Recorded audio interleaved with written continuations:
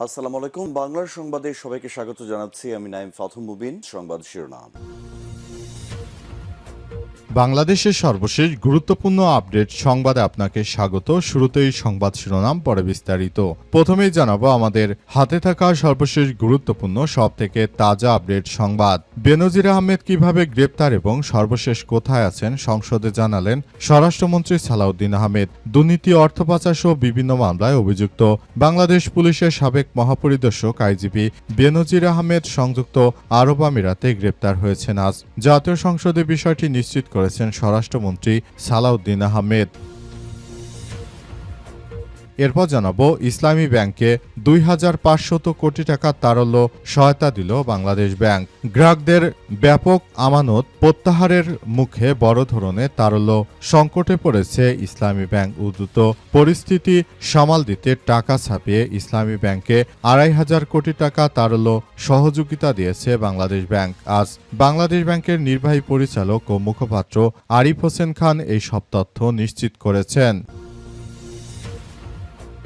এদিকে মানুষকে জোর করে বাংলাদেশে ঠেলে পাঠানোর বৈধতা নিয়ে প্রশ্ন ভারতের বিশেষজ্ঞদের। বাংলাদেশে ভারতের সীমান্তে চলমান পুশব্যাক প্রতিক্রিয়ায় বৈধতা, স্বচ্ছতা এবং মানবিক দিক নিয়ে প্রশ্ন তুলেছে ভারতের মানবাধিকার কর্মী ও পরিবেশ বিশেষজ্ঞরা। ফেরত পাঠানো ব্যক্তিদের পরিচয় প্রকাশ, পুরো প্রক্রিয়া স্বচ্ছতা নিশ্চিত এবং এই ধরনের কার্যক্রম চালানোর জন্য সবাইকে সতর্ক করা হয়েছে। যদি কেউ বাংলাদেশি নাগরিক হয় তাদেরকে যেন বাংলাদেশের হাইকমিশনের সঙ্গে যোগাযোগ করে তাদের ফেরত পাঠানোর ব্যবস্থা করা হয়। এভাবে মানুষের মৌলিক অধিকার আসলে কেড়ে নেওয়া উচিত নয়।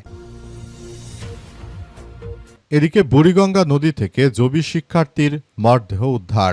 রাজধানী মোহাম্মদপুরের বছিলা এলাকা সংলগ্ন বুড়িগঙ্গা নদী থেকে দীপ মজুমদার নামে জাহাঙ্গীরনগর বিশ্ববিদ্যালয় জাবির এক শিক্ষার্থীর মরদেহ উদ্ধার করা হয়েছে। আজ বিকেল ৫:৩০টার দিকে স্থানীয়দের মাধ্যমে খবর পেয়ে মরদেহটি উদ্ধার করে নৌপুলিশ। এ ঘটনায় উক্ত এলাকায় পরিস্থিতি থমথমে অবস্থা বিরাজ করছে। এবং সর্বশেষ জানাবো আর্থিক অবরোধের জেরে ৩ জনকে পুড়িয়ে হত্যা, সিসিটিভি ফুটেজে মিলল চাঞ্চল্যকর তথ্য। ভারতের রাজধানী দিল্লির তুঘলকাবাদ এলাকায় গত শুক্রবার ১২ জন একটি আবাসিক ভবনে ভয়াবহ অগ্নিকাণ্ডে ৩ জনের মৃত্যু হয়েছে। শুরুতে দুর্ঘটনা মনে হলেও পরে সেই অগ্নিকাণ্ড নিয়ে নতুন তথ্য সামনে এসেছে। প্রিয় দর্শক, এতক্ষণ শুনছিলেন সংবাদ শিরোনাম, এবারে বিস্তারিত। তবে তার আগে বন্ধুরা অনুরোধ থাকবে এই সংবাদটিতে একটি লাইক দিন।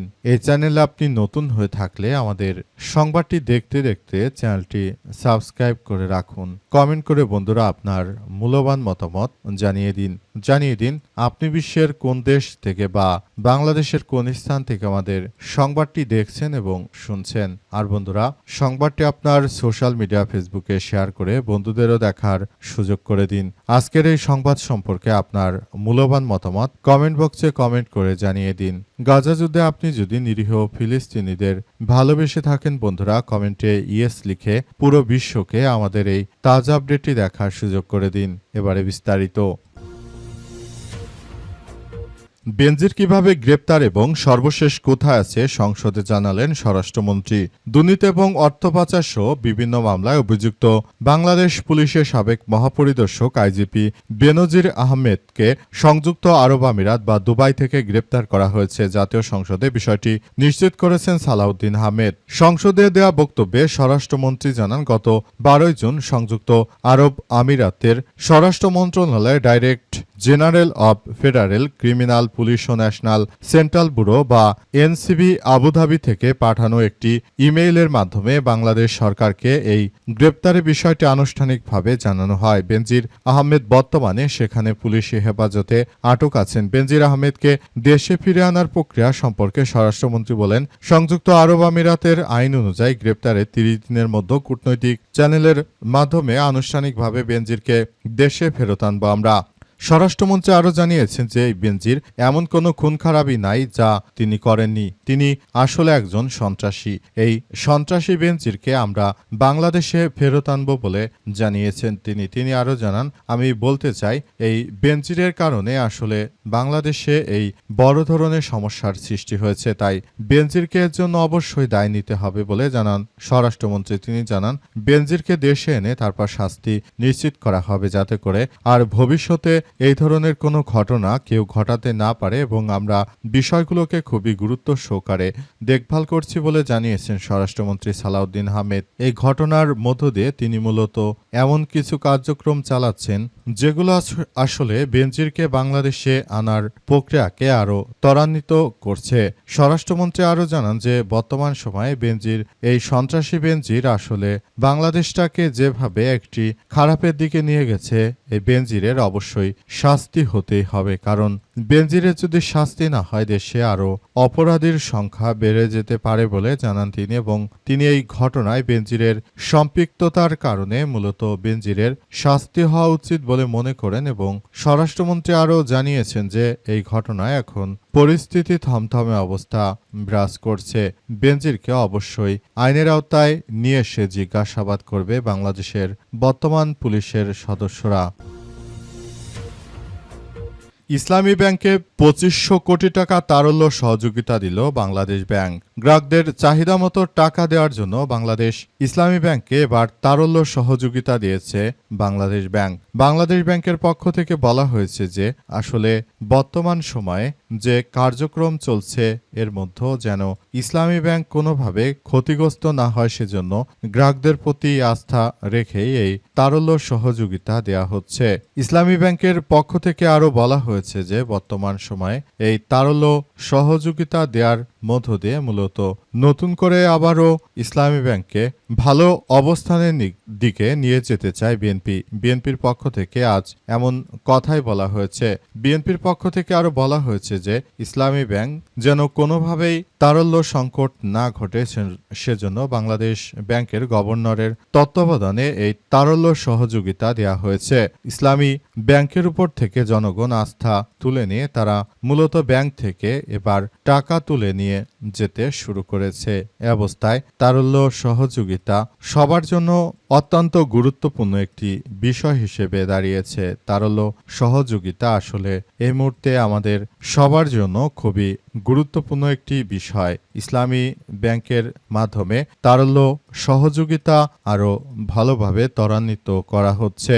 তারল্য সহযোগিতা সবার জন্য আরও ভালো কিছু করার একটা প্রচেষ্টা করা হচ্ছে ইসলামী ব্যাংকের মাধ্যমে। মূলত বিএনপি সরকারও একটু ভালো অবস্থানে নিয়ে যাওয়ার জন্য কার্যক্রম চালাচ্ছে।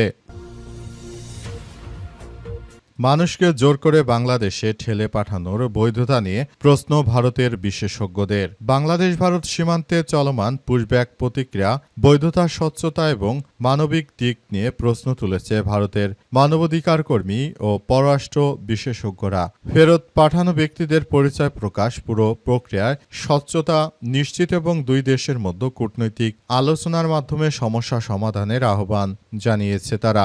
বাংলাদেশে সাম্প্রতিক সম্পত্তি পুশব্যাক প্রক্রিয়া এবং বাংলাদেশে ফেরত পাঠানোর ব্যক্তিদের পরিচয় নিয়ে প্রশ্ন তুলেছে মানবাধিকার কর্মী কিরিটিও রায়। তিনি বলেছেন, যাদের বাংলাদেশে পাঠানো হচ্ছে বলে বলা হচ্ছে তাদের পরিচয় তালিকা এবং সীমান্তে পৌঁছানোর পুরো প্রক্রিয়া নিয়ে এখনো অনেক প্রশ্ন উত্তর মেলেনি। কিরিটি রায়ের মতে, সংশ্লিষ্ট ব্যক্তিরা যদি সত্যি বাংলাদেশের নাগরিক হন তাহলে তাদের নাম ভারতীয় কর্তৃপক্ষের মাধ্যমে বাংলাদেশে অবস্থিত ভারতীয় হাইকমিশন এবং আন্তর্জাতিক সংবাদ মাধ্যমের সামনে প্রকাশ করা উচিত। এতে পুরো প্রক্রিয়াটি সহজ হবে। কিন্তু যাদেরকে জোর করে বাংলাদেশি বলে পাঠিয়ে দেওয়া হচ্ছে এটি কখনোই আসলে এভাবে গ্রহণযোগ্য নয়। বাংলাদেশও বিষয়টিকে এভাবে গ্রহণ করবে না। সুতরাং আপনারা যদি ভালো কিছু চান বা আপনারা মনে করেন যে এই প্রক্রিয়াগুলো স্বচ্ছ হচ্ছে না, সেক্ষেত্রে আপনারা নিজেরা নিজেদের জায়গা থেকে মূলত এমন কিছু করতে পারেন যেটা ভবিষ্যতে আরও ভালো কিছু হয়, এমন কথাই নিশ্চিত করা হয়েছে। বুড়িগঙ্গা নদী থেকে জাবি শিক্ষার্থীর মরদেহ উদ্ধার। রাজধানী মোহাম্মদপুরের বছিলা এলাকা সংলগ্ন বুড়িগঙ্গা নদী থেকে দীপ মজুমদার নামের জাহাঙ্গীরনগর বিশ্ববিদ্যালয়ের জাবির এক শিক্ষার্থীর মরদেহ উদ্ধার করা হয়েছে। আজ বিকাল 5:30টার দিকে স্থানীয়দের মাধ্যমে খবর পেয়ে মরদেহটি উদ্ধার করে নৌপুলিশ। জানা গেছে যে বিকেলে মোহাম্মদপুর থানাধীন বছিলা ব্রিজের নিচে বুড়িগঙ্গা নদীতে একটি লাশ ভাসতে দেখে স্থানীয়রা। পরে তারা পুলিশকে খবর দিলে পুরো ঘটনাস্থলে পৌঁছে মরদেহটি উদ্ধার করে নৌপুলিশ। ওই সময় মরদেহের সঙ্গে জাহাঙ্গীরনগর বিশ্ববিদ্যালয়ের একটি আইডি কার্ড পাওয়া গেছে। নৌপুলিশ ধারণা করছে যে আইডি কার্ডের এই সূত্র অনুযায়ী লাশটি জাহাঙ্গীরনগর বিশ্ববিদ্যালয়ের বায়োকেমিস্ট্রি অ্যান্ড মলিকুলার বায়োলজি বিভাগ 50 ব্যাচের শিক্ষার্থী দীপ মজুমদার। তবে তাৎক্ষণিক তার মৃত্যুর কারণ ও সময় জানা যায়নি। এ ঘটনায় নৌপুলিশ কর্তৃক পরবর্তী আইনি ব্যবস্থা প্রক্রিয়াধীন রয়েছে বলে নিশ্চিত করা হয়েছে এবং ধারণা করা হচ্ছে যে এই প্রক্রিয়ার মধ্য দিয়ে মূলত নতুন করে আবার একটি কার্যক্রম চালিয়ে যাওয়া হচ্ছে। বিষয়গুলো সবার জন্য খুবই দুঃখজনক হলেও সত্য যে এটি আসলে কারোর জন্য আসলে কার্যক্রমগুলো ভালো দিকে যাচ্ছে না, সবকিছু আবার একটি ধ্বংসোত্তর দিকে চলে যাচ্ছে। বাংলাদেশ জুড়ে এখন মৃত্যুর খেলা চলছে। এই মৃত্যুর খেলা আদতে কবে শেষ হবে সেটি আমরা জানি না।